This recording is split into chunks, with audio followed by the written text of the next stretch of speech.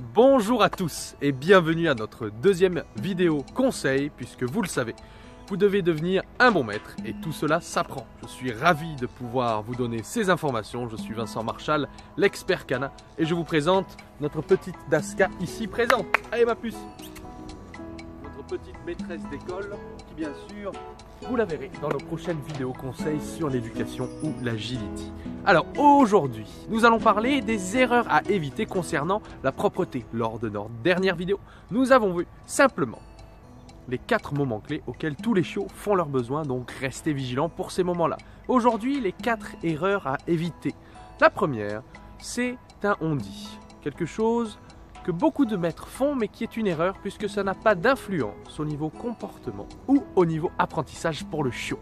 La première erreur à éviter, c'est de venir mettre la truffe ou la gueule de votre chiot dans ses besoins. N'oubliez pas que ce qui est répugnant pour nous humains ne l'est pas forcément pour eux, les chiens. Et n'oubliez pas deuxièmement que votre chien n'est pas un humain, donc il fonctionne et comprend différemment que nous, humains. Deuxième erreur à éviter, c'est de gronder ou sanctionner votre chien si vous ne l'avez pas pris en flagrant délit. Car n'oubliez pas, les chiens n'ont pas la perception du temps. Ils ne vivent que sur le moment présent. C'est-à-dire que si vous ne le prenez pas sur le fait, ou si vous ne l'avez pas vu ou pris en flagrant délit, vous n'avez pas le droit, on va dire, de le sanctionner car votre chien ne comprendra pas.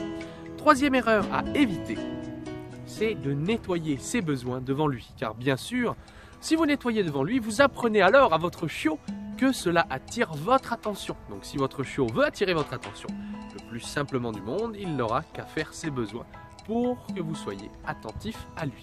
Et la dernière et quatrième erreur à éviter, c'est de nettoyer avec de la javel. Il faut savoir que la javel a bien sûr des odeurs proches des phéromones du chien.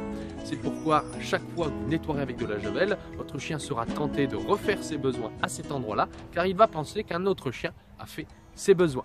Donc soyez bien vigilants et attentifs à ces 4 erreurs à éviter. Ne pas lui mettre la truffe dedans, ne pas le sanctionner si vous ne l'avez pas pris sur le fait ou en flagrant délit. Troisièmement, ne pas nettoyer devant lui. Et dernièrement, ne pas nettoyer à la javel.